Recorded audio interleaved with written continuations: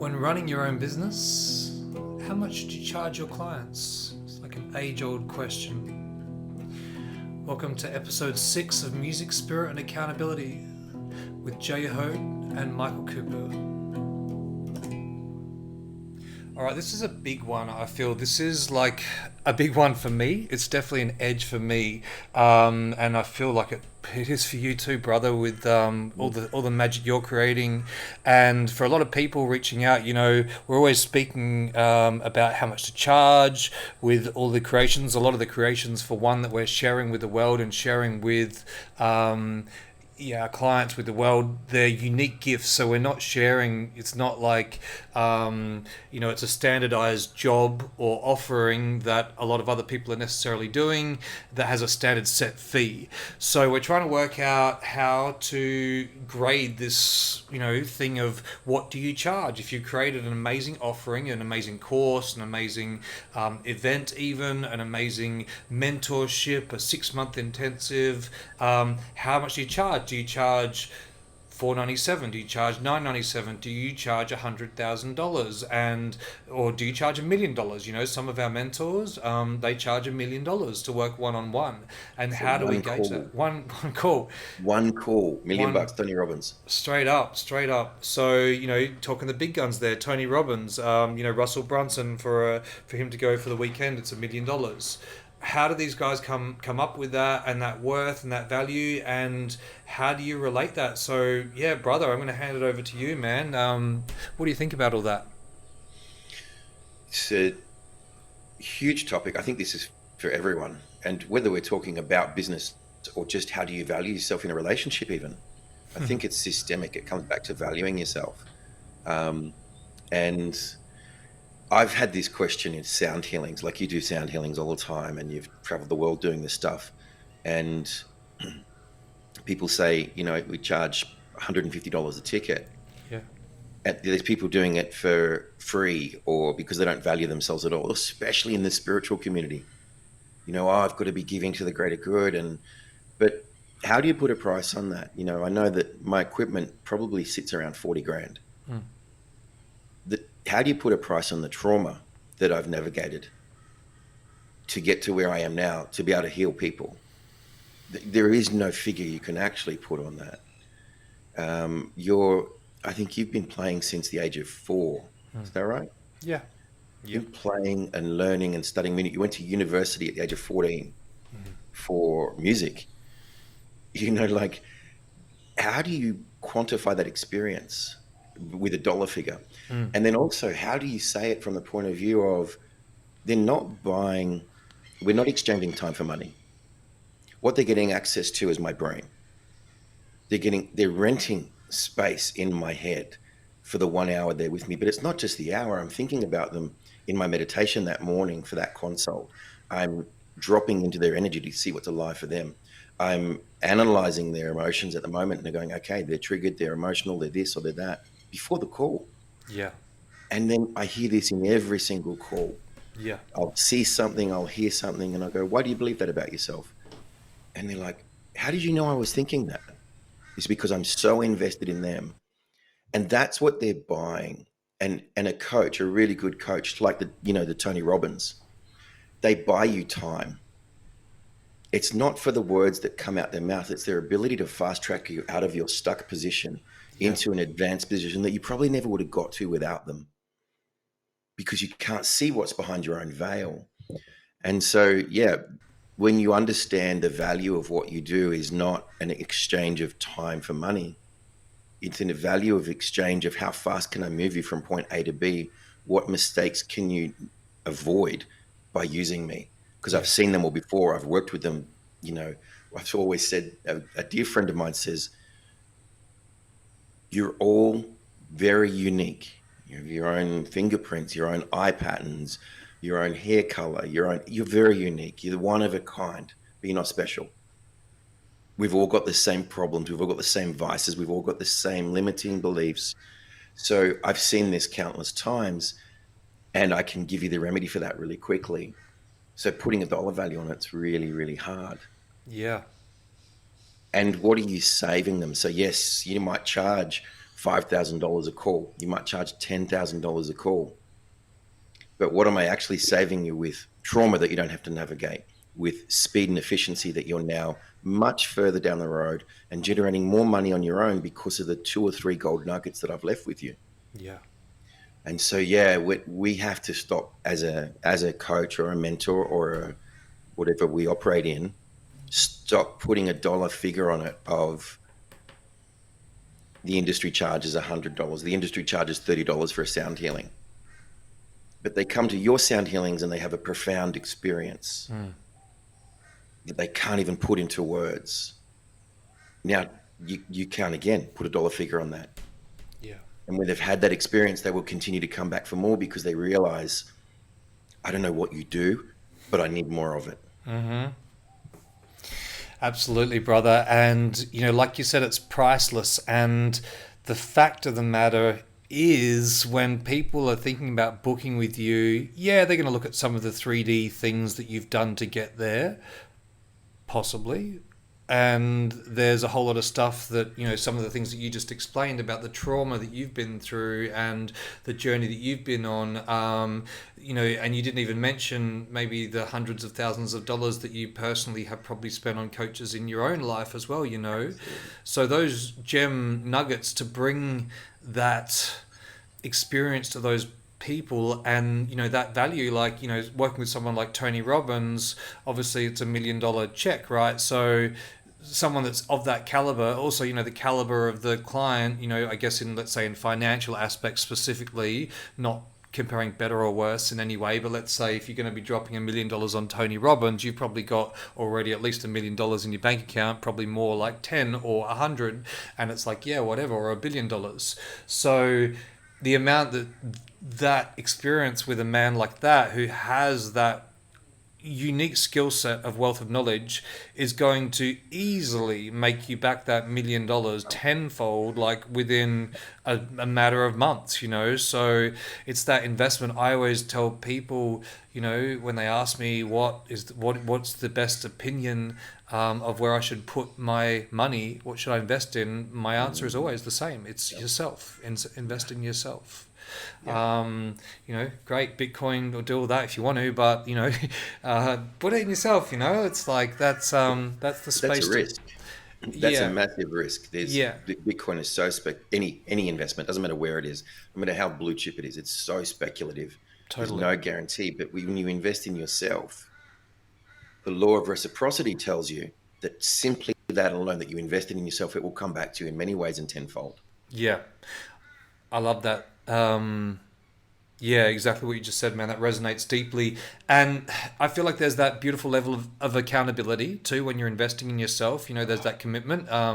What's that saying about if you got to pay attention? They have to pay attention, something like that. There's a million spins on that, but it's true too. And really, we're at the point now with the caliber of clients that we're attracting that we have large wait lists of people trying to work with us. So it's a great problem to have. And, I'm literally saying no to everyone now, which I'm hoping to get to the point once I've got my online courses and stuff up running by the end of the year. I can take a lot of those clients on without having to say no because I'll have the space. But even now, like, I haven't put my prices up exponentially right now or anything, but I'm still, like, let's say for guitar teaching and the basic music stuff, I'm like almost double the price of any other guitar teacher, with a huge wait list of people that I can't take in.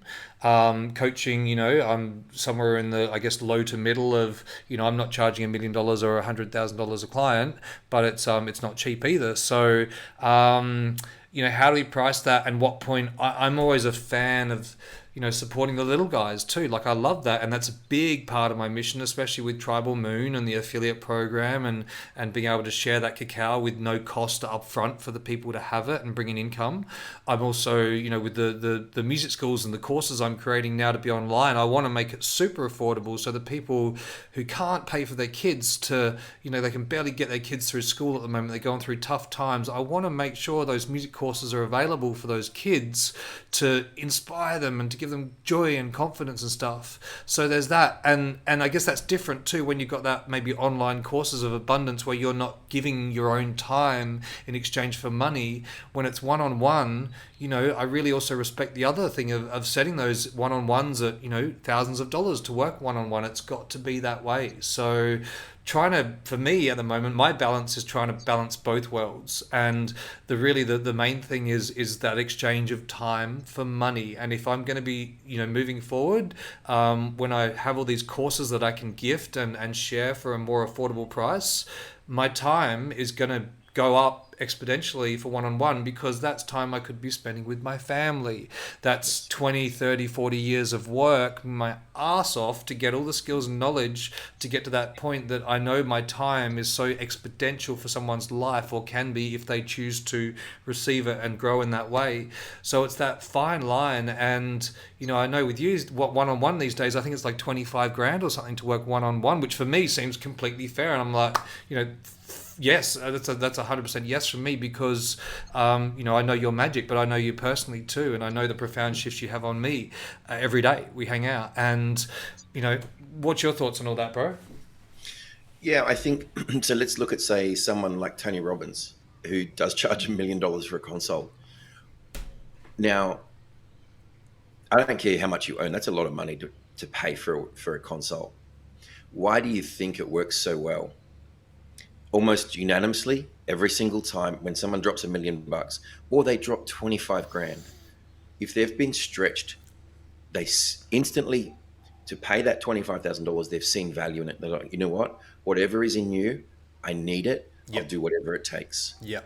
And at that point, no matter what I say, yes, there's some amazing techniques and modalities and tools. Yeah, but it doesn't matter, because they've made the investment from a cost. They've actually outlaid money, which means they're going to now follow up with giving their time to it. And they have the belief that I've got this thing and it's going to work and I'm going to do whatever it takes. And that's why, there's an initiation for anyone when they purchase these things, to say, how much oh God, when you have that hit, it's like, oh, but I know I really need this. And you go anyway, the results are there. Yeah. And this is what people are buying. They're actually buying the results they want, not because they like me and they want to donate to me. They go, I want the results that you got. And what is it going to cost me? So I think people invest two ways. They invest with their dollars and they invest with their time. Mm-hmm. And if both of those happen, the byproduct will be the result they desire. Yeah. But if one of those is missing, they could pay the money, and maybe it wasn't much of a stretch for them. They won't invest the time, which means they won't get the result. I use this analogy a lot.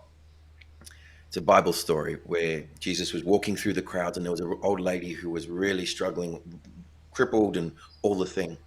And she thought, if I can just get to his cloak, if I could just get through this crowd and grab onto his cloak, I'll be healed.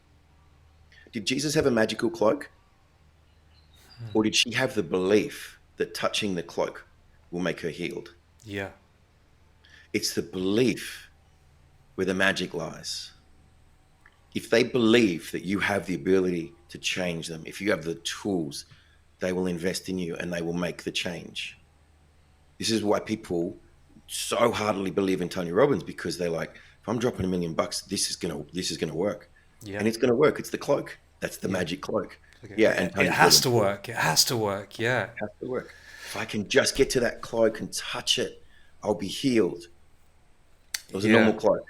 It was just a normal carpenter's cloak. Man, it's funny. One of my dear brothers, Matthew Stark, who's an amazing doctor here on the Gold Coast, he told me I'm pretty sure it was 36%. He told me about the stats of testing medicine, and what, when they put out the official statements on how efficient is this medicine and what it needs to pass government regulation. It needs to be, let's say out of the 100%, it needs to have at least like a 70% success rate. It works with 70% of people and 30% it doesn't. Before that is taken into account of that 100% to get that result, it's something like 36% of the equation is taken out, like 36% of the people will recover or have effects to that medicine, like healing effects, because of what they believe in their brain. Like it's just their brain alone. 36% of people will be fixed just because they do the thing where they take the pill that's like the actual Sugar thing, and tablet. then the other one that's the sugar tablet, right? So Mm. yeah, but that's crazy, man. Like 36% or something like that. Like what? The placebo effect. That's it. Um, Yeah. yeah. So you got to watch out for those placebos. They're awfully healing and powerful, the Yeah. sugar tablets, simply on the belief. So Joe Dispenza talks about the placebo, that you are the placebo. Yeah. There's nocebo and placebo. And, also if you think that you're, oh my God, I'm going to get cancer, guess what you do? Mm. Create it. Yeah. But if you also believe I'm having a sugar tablet, which I don't know is a sugar tablet, and Yeah. I've got the medicine, I am going to be healed. Mm-hmm. And it works. Mm. So the placebo effect is very real. It's the power of the mind, and Joe talks about it, and he's written obviously a book on it. And a lot of he's coming to Brisbane in I saw that. a handful of months, Yeah. and all of his weekend seminars are around taking people with comorbidities, you know, terminal cancer, healing them, Mm. all with the power of the mind. It's incredible, Yeah. absolutely amazing. But again, let's apply that back to coaching, and placebo effect is very real again. Yeah. Yeah. It's all up to the individual's mind and how determined and how willing they are to go for it. It's So interesting with charging too. The fee. One thing that I've really noticed through testing and testing and testing is the amount that I've charged has never really affected the amount of clients that I've gotten as well. It's never like, in fact, it's the opposite. It's almost like the more, well, it is. It's not almost like it is. It's the more I've put it up, the more the clients have come. And I remember testing this on the road, back when I was, touring the world as a musician for all those years, and I'd be selling CDs at the shows, and I had, the CDs, they would say $25 each. And there was times when I was like, you know what, I just want to get them out cheaper for this couple of weeks or a few months. And I remember a few months running the CDs for like $10 each instead of 25. And I sold less CDs than I did at 25. And then I put them back up to 25 and they started selling. And then the other thing was having the 3 for 50. So that was the value of having the 3 CDs for 50. And I sold more at 3 for 50 than I ever did at 25 or $10 for a CD, because there was that perceived value. And I love that thing of also, from a marketer's point of view, putting out the perceived value of what it is, and then giving discounts. Like I was even chatting with my partner recently about, we're living on these islands now that are a bit more remote, and she's saying, she has to match the fees of the other people doing what she's doing around this way. And I said, nah, I was like, double your prices, like put your prices like double up what they are. And she's like, no, that'll be like, it'll kill it. And I'm like, well, at least then if you run a 50% off special, you're going to be at the same point as those guys, but you're running it at 50% off. And there's a reason, and you're offering a value. It's not just making stuff up. It's like you are offering something unique and special, in my humble opinion, that is worth at least double the value of your competitors, let's say. So it's all how you perceive it, right? absolutely, and their perception as well. Here's an interesting point. If you start valuing your hourly rates or whatever you're charging based on the way you perceive it, we're always our own worst inner critic. I'm maybe not as good as them. I haven't done enough yet. I want one more certificate, one more thing. We'd be all charging $5 an hour. Mm. But what you're not seeing it through is the perception of the other person who is so desperate for your medicine Yeah. and will do anything for it. And there's this beautiful thing when we can let go of that. It's like, because it's a slippery slope. It becomes a race to the bottom. I start at 50, I move to 40, then I move to 10, because I'm not good enough. But when I get out of the way and think about who is my ideal client, who is the one person I want to work with, and that's someone who's desperate to work with me, desperate to change, will do whatever it takes, will listen, is coachable. And I might charge them $5,000 or $10,000, and they're rapt about it. They want to give me the money. They're like, when do we start? I'm hungry.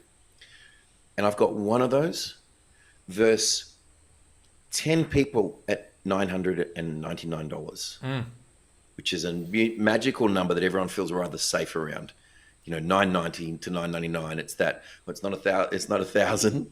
And everyone feels really safe there. I could have 10 of those, and none of them want to be there. None of Mm. them will show up. None of them will do the work. They'll be like cancer in the group. I'll have one guy who wants to do well, and the rest of them will be toxic for that one guy, and he'll slide. Mm. So now I look at it and go, complete satisfaction, fulfillment, joy, working with my ideal person who's frothing for every word that I have to share. One person for this, and it's $10,000 versus the energy of 10 people, managing 10 people. None of them really want to be there. I'm trying to sell ice to the Eskimos. They don't want it, Mm. but it's the same dollar figure. Yeah. And so what I need to get really clear on is forget the dollar figure, is focus on who do I want to serve? Who is my tribe? Who is actually, and guess what? That one person will talk about me forever. Yeah. Oh my God, I had this guy, and you got to go see the guy because it meant so much to them, spoke to their heart. So Yeah. when we get out of our way of like, oh, what should I charge? And we reverse engineer it into a mathematical equation and be clinical, it's like focus on the people, Mm. serve the people, Mm. and your Yeah. person will be happily pay. I know people that pay $10,000 for a week in sobriety, clinic, Yeah. $10,000 a week to go on bushwalks. Yeah. They ain't doing any like this. Those programs are amazing, and please don't think that I'm. But a lot of them are just simply good people taking good people on bushwalks. Yeah. That's it, to get them out of the environment, get them out of their culture, get them out of the people that were dragging them down, put them in nature, and all of a sudden they start to see God. Yeah. And yeah, throw in breath work, throw in a couple of shadow work sessions. Imagine what you could do with these people. And Yeah. it's 10 grand a week, but they see value in that. That's right. And some of them do 3 or 4 weeks in a row. Yeah. So, Yeah. I think we're our own worst critics and we're our own nemesis to the life that we want to live because we don't see value in ourselves because we navigate and it's just normal, but it's Mm. actually not normal.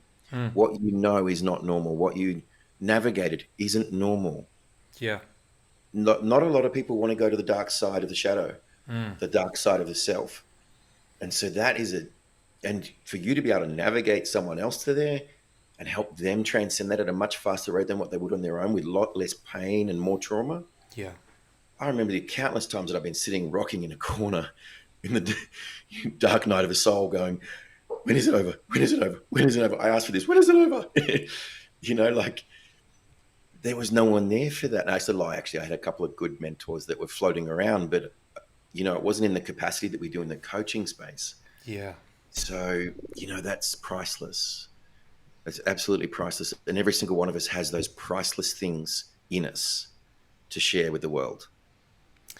100%, brother. And I just started thinking too about getting to the level that I feel that I'm at now with everything. I'm just creating from a place where I guess the money and stuff is still a little bit in the back with a few bits and pieces, at least with enough 3D stuff to keep me rolling and thriving like I know I need to be. But so much of this next step of creating, I just constantly keep coming back to my heart and coming back to my art. And the money aspect is, yeah, it's in the peripheral, but it's in this state of like, just I keep coming back to how much can I give? Like, I'm not even thinking about the money. The time when I'll think about the money will be finally when I get to the point where got everything uploaded, the back end's built, and I've hit like, okay, I'm ready to hit upload and make this all live. Oh, how much should I charge? I don't know. I hadn't thought about that until now. And it's literally that, it's that far back in the peripheral that it's all about the art. It's all about the creation. And I know in my heart that what I'm creating, I'm just coming from that space, really embracing that it's interesting. Whereas, back in the day, especially say even when COVID hit and I kind of, started from scratch again, it was that fear and that money was like, oh crap, I've got to pay all these bills in a month or 6 weeks. So 100% that was at the front of my thing of like, okay, got to get that, got to charge this, how much do I need to charge, blah, blah, blah. So that creation was coming from that, which definitely served a purpose then. But it's interesting now coming back to the other side it just, for me, it's feeling like I'm really a lot more aligned with what I'm creating from that space. It's probably not for everyone. There's probably a lot of people that, create well from that too, like I did in that time. But now it's just, it's in the back of my peripheral, and it's almost allowing me to lean into my heart even more. Can I bring you into balance, brother? Mm, Would you be open for love that? it, love it. So, um, we're of the 3D world. We still need to be of the 3D world, and we still Hmm. need to participate. However, what I think you're losing is the fact that Tribal Moon is that monetary thing for you. So you still are there. Yeah, And if you were to split your time, not that we can with your work and that, but let's say, yeah, just for an example, 50% of your money generating time is in Tribal Moon, just as an example. yeah, And then you've got this time to be in flow and purpose and creation, yeah, because this thing over here, which you're investing 50% of your time, is yeah, giving you 100% of the return. yeah, So you're actually unconsciously in the world of money, yeah. but not consciously there. 100%, brother. And I wasn't necessarily saying that because it's, and I wouldn't say it's Tribe Moon. It's my teaching. It's my 3D teaching and clients where I'm Okay. exchanging time for money. That's bringing that money, and that's kind of what I said about that's coming in. And then the what I'm creating with all the online stuff, with the autism school and everything else, that's kind of going out of my way, working, on top of the normal 40, 50, 60-hour weeks I'm working. Now I'm working extra 20 weeks to create that aspect. And it's that aspect that I'm talking about. That's kind of that. 100% get you there, but you've still got a foot in the money world Oh, with, 100%. Yeah. yeah. So it's still present. I want to talk about that for those Yeah. young entrepreneurs. Like you just touched on something. For the young people listening that are entrepreneurs starting out, Jay runs two full-time businesses in the music, teaching, coaching, singing, the whole jam, right? He's also got Trouble Moon Cacao, which is two businesses separate of each other, and he's got a side hustle. So these people that come out of wherever they are and they think, oh, I'm going to go start a business and just do 5 or 10 hours a week. Please understand it doesn't happen that way. No. Jay's putting in 20 hours a week onto this side hustle on top of his 60 to 80 hours in the money making business world. A lot of people come out and they just think, oh yeah, I'm going to be an online coach, or I'm going to be an online something, because that's the buzz thing now, Yeah. without the investment. And this investment that you're putting into the schools, there's no return on that just yet. No. That's just you giving up your time that is really precious right now. So Yeah. I really want to drop that onto people out there that, we see these people that have made great success, but it wasn't from sitting at home, you know, doing 5 hours a week. Yeah. Yeah, and trusting in the universe and all those things along the way, 100%. Like I'm all about that too. But at the end of the day, it's just I feel there's a lot of bloody hard work that's got to be done. Gotta be. And I just always say, if it was easy, everyone would do it. Yeah. But I also just going on with that thing about the money too, man. I just really Mm. want to talk about that. That exchange too. A lot of people think that the money shouldn't be involved, but it really is. Like for me, developing that healthy love and appreciation for money. Like I definitely am in. I feel like in always looking at, am I spiritually bypassing that or something like that in any way? And that relationship for money, it's got to be in check. Like I love money. I love money. I love making money, and I'm really at peace with that. And that took me a while to get that, and that spiritual kind of reality checker out. Oh, it'll just come to me, and trusting in the universe. It's like, well, yeah, I mean, it works for a lot of people, I guess, but it doesn't work for me. And really knowing that I need to do those things to get that money is a big part of my, it's a big part of my motivation, which somewhat contradicts what I said before. But it's like it's like different brain sets. One creation, it's like, yep, all this, it's all about kind of getting that money, and all this is all about creating from the heart, and both of them all fully intertwine. But it's interesting, and that's missing for a lot of people. I think there's that. Well, I don't know if it's missing for a lot of people. I'm not a lot of people. I'm just me. But you know what I mean? It's like that relationship with money, and you kind of touched on it before. Yeah, I think like obviously that was my old world, finance. So I coached people around money. That's how I started the finance business. I was teaching people how to, and I told everyone they have a financial thermostat based on their life experiences. So that we went through purpose process, and Mm. based on the way that you were brought up and the life experiences you have dictates your behaviors right now. So if I grew up in Funny story. We'd drive to school, and there was four kids. So I was in the back of a station wagon facing the wrong way. It was so embarrassing for me to get out of school out of the boot, technically, in a little baby seat it was in the boot. Like there were no seats there. It was the baby seat we put in there. And, like that shaped my adult life to have luxury cars and $250,000, $300,000 cars, because no way was my kids ever going to get dropped off to school in the boot. Mm, So my financial thermostat was shaped from my youth. yeah. And so everyone has this thermostat, and it doesn't matter. Let's look at it like the air conditioning in a room. I can positively think and I can trust in the universe. And I'm like, I'm going to be a millionaire. I'm going to be a millionaire. I'm going to be a millionaire.